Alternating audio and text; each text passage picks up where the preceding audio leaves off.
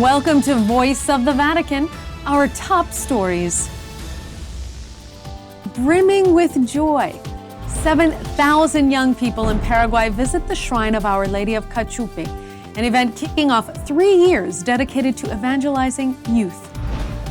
World Day of Prayer for Vocations. Pope Francis released his message this week for the upcoming day in 2017. So we'll go deeper into what it means to discern a priestly vocation. Missing. In China, a bishop newly appointed by the Vatican is arrested by the government with whereabouts unknown. World Youth Alliance. Young emerging leaders gather in Belgium to learn how to make a difference in their communities by working to uphold human dignity. Courage and encourage. We'll find out more about these apostolates reaching out to those struggling with same-sex attraction and their loved ones. Recovering after devastation. The first Catholic Mass is celebrated in war-torn Qaraqosh, Iraq, after an absence of 2 long years. Peace zones. Church and state in the Philippines together strive for a peaceful solution to the nation's drug problem. Christ the King. Poland hosts a ceremony enthroning Jesus Christ as the King of their nation. I'm Ashley Nerona in Rome, Italy, and you're watching Voice of the Vatican only on Shalom World TV.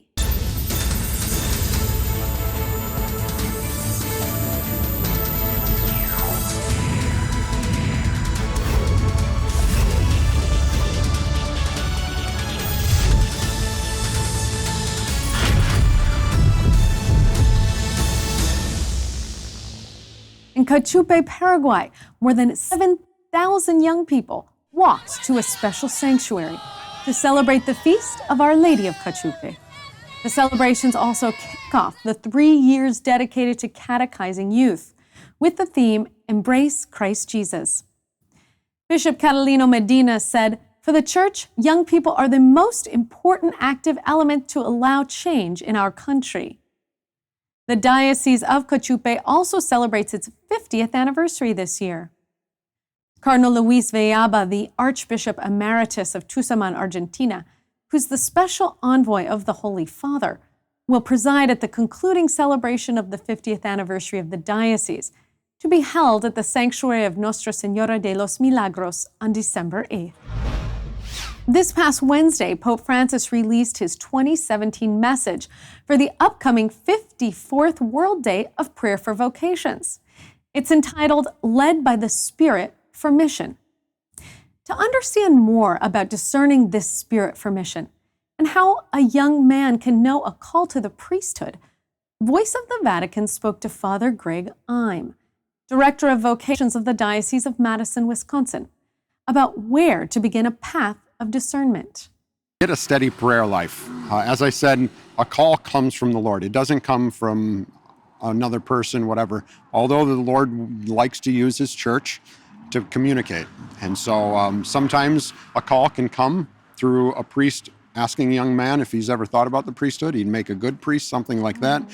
Parents encouraging their children to think about it or be open about it. Friends even encouraging it. If friends see a particular quality in a young man or a young woman, to mention it, because deep down the Lord might be working in their heart, but they're not wanting to respond to that. So to hear the Lord's call, first and foremost, we have to be people of prayer. We have to pray. Secondly, I would say check it out. Like, nobody makes choices randomly, but you do your homework before you make a big decision, right? And so do your homework. I mean, check out and learn about the vocations. I say a man is in a good place or a woman is in a good place when their heart is being pulled between priesthood, religious life, marriage, whatever, because they see the good, and they should see the good in each one of the vocations. And then from there, you have to wait for the Lord to call you into one of those vocations. And so learn about the priesthood, learn about religious communities, learn about marriage, and then you have to act. You know, if you don't act and you just sit there, I use the analogy of being in a foyer like in a hospital or something where there's 4 elevators, they all go to different places, there's 4 or 5 different hallways, and you're standing there, you've got all these choices around you. You have to make a choice. In today's culture, that means saying no to other things. And for a lot of people, that's scary. They're afraid to make that choice because they don't want to say no to anything else. But that's not where freedom is. Freedom is found in the pursuing the Lord's will and walking in that direction, closing the doors. And it's in that saying no to the other things and saying yes to the one thing that the Lord is calling you into, in which we will find true freedom and we will find true happiness. In his message for Vocations released this week, Pope Francis said, "Jesus is at our side every step of the way, and only He makes the seed grow." The 2017 World Day of Prayer for Vocations will be celebrated on May 7th. In China, Bishop Peter Shao, appointed as Bishop of Wenzhou, has been arrested by government officials and reportedly taken on what they're calling a tour of northwest China. Many fear this means that he has been transported to a labor camp. Bishop Shao was appointed by the Vatican, but according to Chinese authorities was not approved by the government, which is now rumored to be lining up its own bishop. Despite the Vatican's objections, the Chinese government continues to insist that it has the right to appoint its own state-approved bishops, independent of the Holy See. The arrest of Bishop Shao comes as part of a government crackdown on Christianity, which has included arresting hundreds of priests and believers and removing crosses from church rooftops. State-imposed sanctions on the Catholic Church in China have kept it divided into official and unofficial communities, with the unofficial underground community being targeted by authorities for punishment. Yet the current campaign is aimed at both the official and unofficial communities, and may be the result of government fears about the growth and public presence of Christianity in China. In his 2007 letter to Chinese Catholics, Pope Benedict XVI said, "The Church is called to be a witness of Christ, to look forward with hope, and, in proclaiming the gospel, to measure up to the new challenges that the Chinese people must face." Molding leaders. November 27th through the 30th saw the European chapter of the World Youth Alliance host the 4th annual Emerging Leaders Conference in Brussels, Belgium. The conference is an opportunity for young leaders, for active members and youth advocates to meet with policymakers and experts to understand the problems facing the world today and how to make a positive difference by upholding human dignity.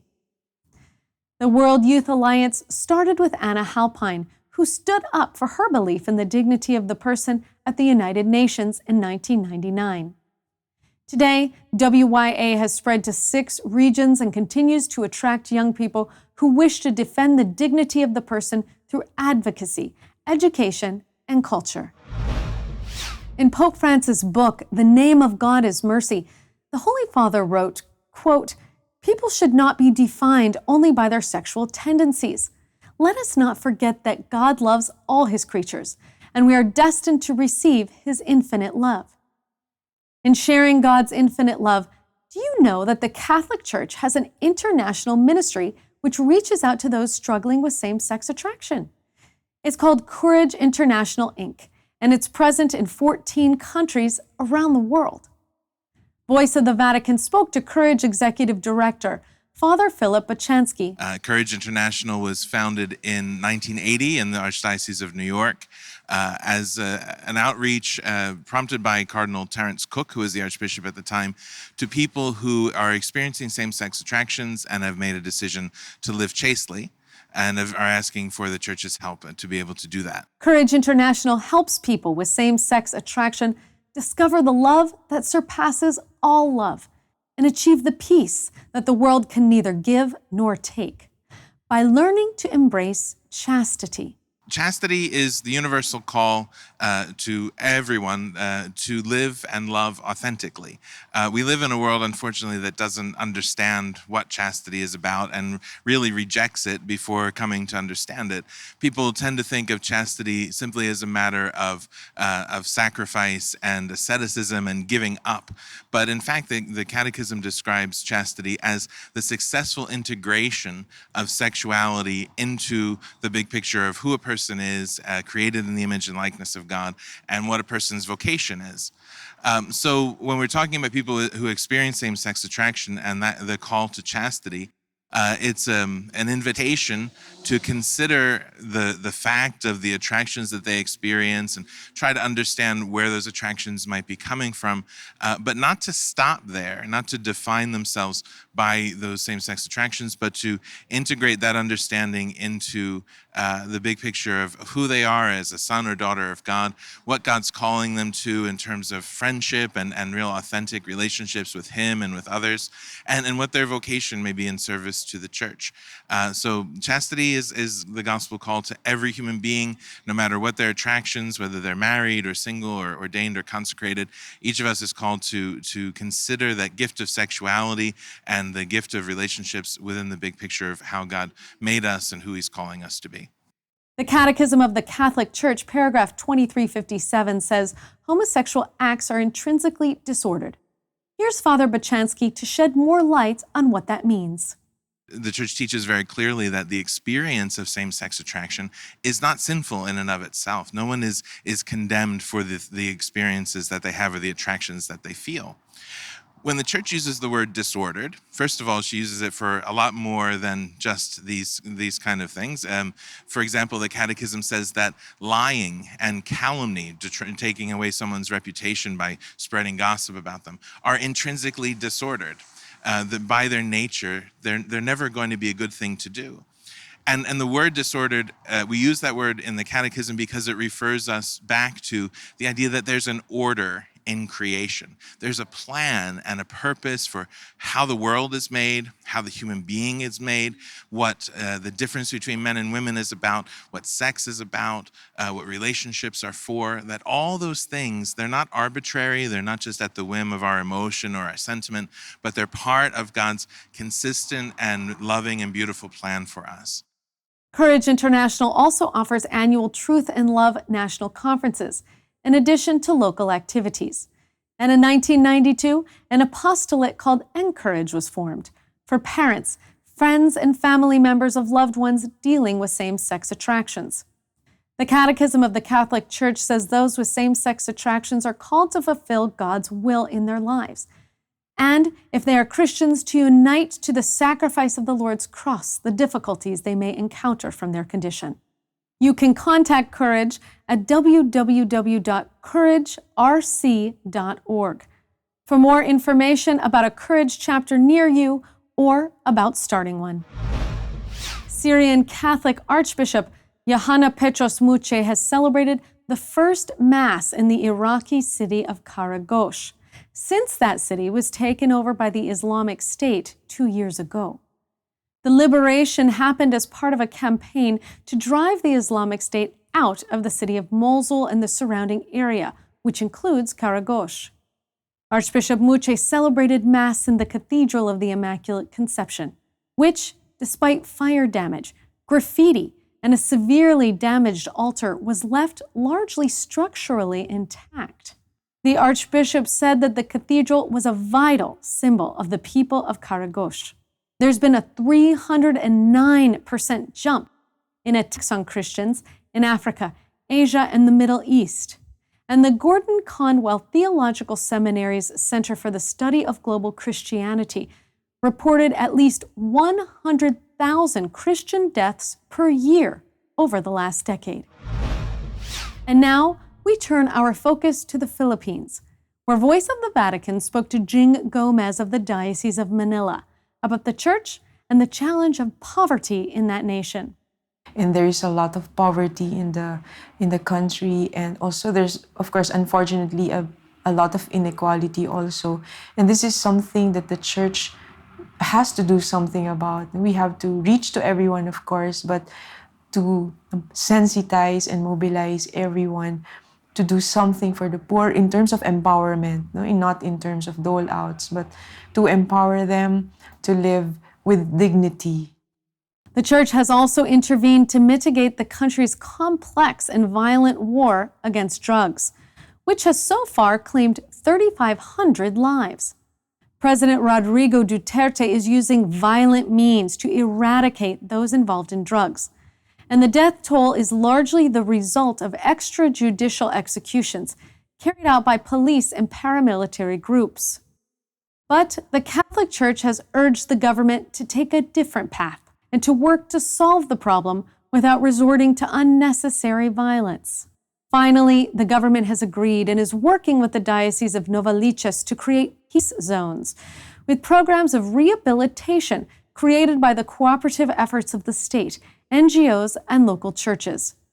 Bishop Antonio Tobias of the Diocese of Novaliches supports the proposal as a means of contributing to the healing and protection of drug victims. With the Church as a place of refuge, Pope Francis called drug addiction a new form of slavery and a wound in our society, which should be combated with education and rehabilitation. In addition to programs like this one, Jane Gomez also has some suggestions for how the Church can continue to become stronger in the Philippines. One is that greater engagement of the youth, and second, deeper education in the faith, and third is more collaboration of the secular media. That we wish that the Church can be incorporated into mainstream conversation. Coming up next, we'll go up close with Olivier Fleury, who's looking 17 years into the future to the dawn of Easter Sunday 2033, and how that day should be celebrated around the world. We'll celebrate the feast of the great missionary St. Francis Xavier. The relics of his arm are contained in a church here in Rome. And it's time for kids to put up their shoes and see if St. Nicholas passes by with some sweet treats. We'll learn who the man is behind the red suit. And we'll take some time out for an Advent reflection, remembering the reason for the season.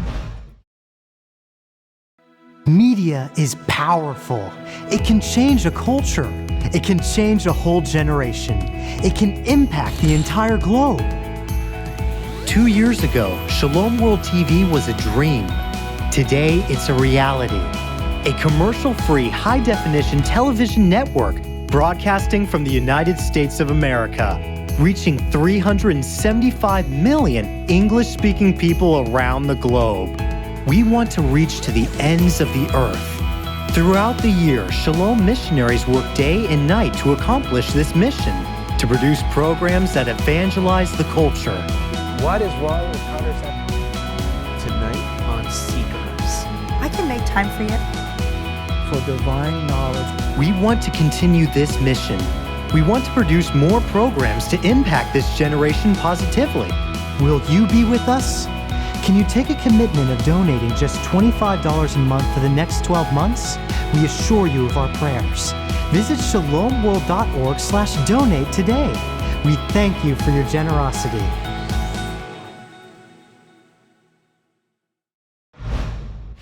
And now, more headline news.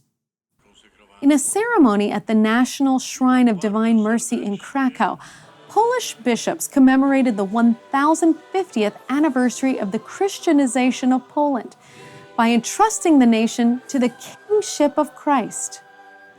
With President Andrzej Duda present, the bishops proclaimed Jesus Christ as King of Poland and called upon him to rule over their nation, its people, and their political leaders.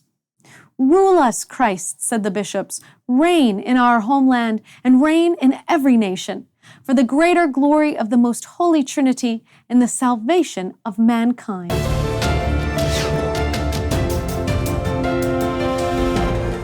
Imagine the greatest celebration in all of history, celebrating the 2000th anniversary of the resurrection of Jesus Christ.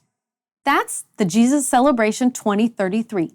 And the founder of the movement, Olivier Fleury, spoke to Voice of the Vatican about how he's looking ahead to plan a worldwide celebration for the monumental event. The 2000th anniversary is a milestone, so we should take advantage of that. And unity that we would love to have everywhere, because it is not just a celebration in Rome or in Jerusalem or in Geneva or in New York. It will be everywhere. Every country of the earth, I would love and pray for them to celebrate the resurrection. So the truth is, the how, I'm not sure exactly. Don't you think it will be a bit different in Togo than in Tonga, or in New York than in Tokyo? So I think we just need to give them some value, some DNA, and then we will let them decide how they want to do that. But one of the ingredients that is very key is unity. And Jesus Celebration 2033 is being built upon 5 foundational pillars. I think the first one is prayer. Nothing starts really if we don't pray. That is the foundation of everything. So Yes. I ask everyone to pray for that, in order for us to have the inspiration, but also the protection and the favor of God to start it. Prayer. Secondly, unity. As you know, unity is the key. I'm starting and trying to meet all the head of every churches and mission movement and parachurch movement in order to try to say, hey, let's be together for the 2000th anniversary of the resurrection. So unity. And then sharing the gospel. When Jesus left the earth, he said, be my witness in Jerusalem, Judea, Samaria, and the end of the earth. I think that is our mission. You don't need to be a priest, a pastor, or a missionary, man or woman. That's for everyone. We need to be a witness to what God has done in our own life, and that is the resurrection power. And fourthly, that will be celebration. I would love us to come out of our churches in a way we do celebration, a bit of religiosity sometimes that we have. And I want something like the Youth Day, something youthful, colorful, a bit chaotic sometimes, but fantastic. That the world say, what do they have, those Christians, that I don't have? And that is Jesus in me. And the last thing, and that is absolutely in tune with this Jubilee year, it is love in action. As Christians, we need to demonstrate our love to the non-believer and to the believer in practical ways. For the full interview with Olivier Fleury and more on the Jesus Celebration 2033, go to www.shalomworldtv.org/VOV.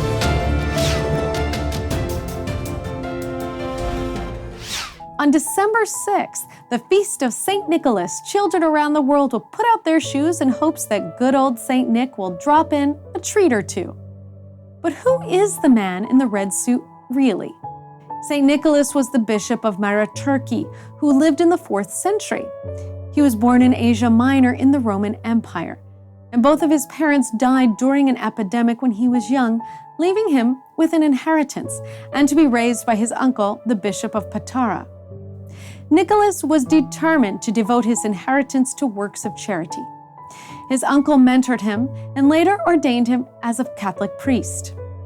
One day, Nicholas learned that a citizen of Patara had lost all his money and needed to support his 3 daughters who could not find husbands because of their poverty. In his desperation, the man was going to give them over to prostitution. Nicholas took a bag of gold and threw it into an open window of the man's house in the night. The money served as a dowry for the eldest girl, and she was soon married. At intervals, Nicholas did the same for the second and the third. Nicholas was a faithful teacher, and St. Methodius asserts that, thanks to the teaching of St. Nicholas, the metropolis of Myra alone was untouched by the filth of the Arian heresy, which it firmly rejected as death-dealing poison. According to some traditions, St. Nicholas was not only present at the Council of Nicaea in 325, but even gave the heretic Arius a slap in the face. On May 9th of 1087, St. Nicholas relics were sent to Bari in Puglia, Italy, where a new church was built to preserve them. An anonymous Greek wrote in the 10th century The West, as well as the East, acclaims and glorifies St. Nicholas. Wherever there are people, in the country and the town, in the villages, in the isles, in the furthest parts of the earth, his name is revered. It's the arm that baptized thousands. Here in Rome, the Church of Il Gesù houses the relics of the arm of St. Francis Xavier, a great missionary of the 16th century and the patron saint of all foreign missions. He was born to a noble family in Spain in 1506 and led a very indulgent, materialistic life. But years later in Paris, he met Ignatius of Loyola and became one of the 7 who in 1534 founded the Society of Jesus. He went to Rome in 1538, and in 1540, when the Pope formally recognized the Jesuits, he was sent to the Far East as the first Jesuit missionary. After a year's voyage, 6 months of which were spent at Mozambique, where he preached and gave aid to the sick, he eventually arrived in Goa, India in 1542. There, he began preaching to the natives and attempted to reform his fellow Europeans who were already living there. During the next decade, tens of thousands converted to Christianity, thanks to his example, his teachings, and miracles. He also visited Malacca, the Moluccas near New Guinea, Morotai near the Philippines, and Japan. In 1552, he set out for China and landed on the island of Santian, within sight of his goal. But he died before reaching the mainland.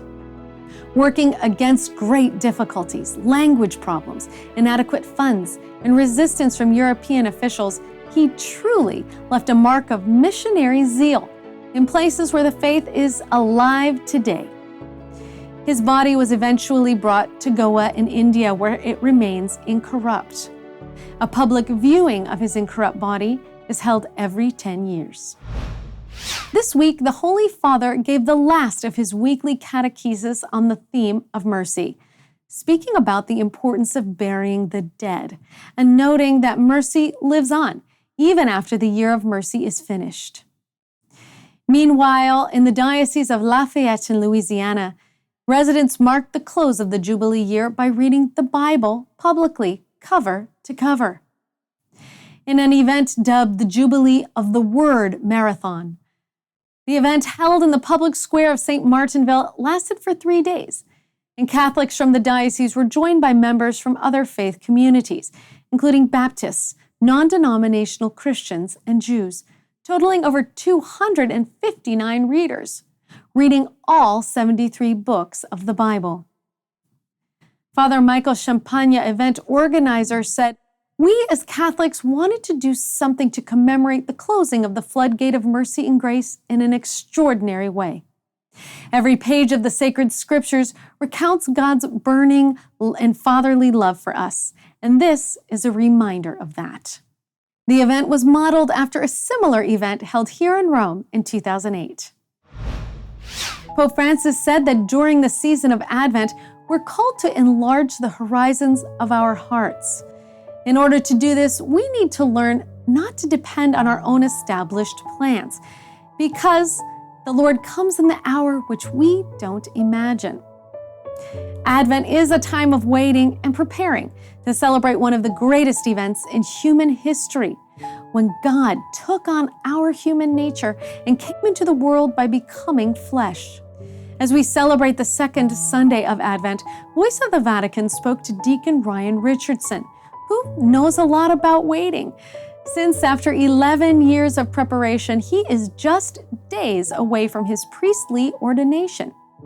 He shared with us about what this period of waiting in Advent means for us. I think the church wants us to really cultivate this ardent desire for his coming into our own lives so that we can be ready for Christmas. And I think that entails, really 2 mindsets to have. One of real thanksgiving for all the benefits that we've received as Christians, that our lives are different because Christ came. And then secondly, this desire that he come into our lives, that he reign into our hearts, and that we remove any kind of obstacles that could prevent us from this coming to really fully enter in. And I think in that sense, Advent is not a passive waiting, but it's a joy-filled and active waiting so that he can reign in our hearts. Deacon Ryan recommends starting the preparation process with prayer. To carve out a few moments of our busy daily lives to spend some time with the Lord and to really ask the Lord, okay, what is that one obstacle that might be preventing him reigning in our hearts? And so to spend one act of time. The second thing is to be engaged in works of service for others, to put the emphasis off ourselves and to focus on others who are in need, and to think of maybe someone else that I can bring this joy of Christmas to. The liturgy is just rich this time of year, that we have these readings in the liturgy only happen once a year during this time, and they're all geared so that we get ready for the coming of Christ. So, first we have the end of the liturgical year where we're thinking of the last things that are happening, and then little by little, we're getting closer and closer and closer. The climax is building where Christ is coming.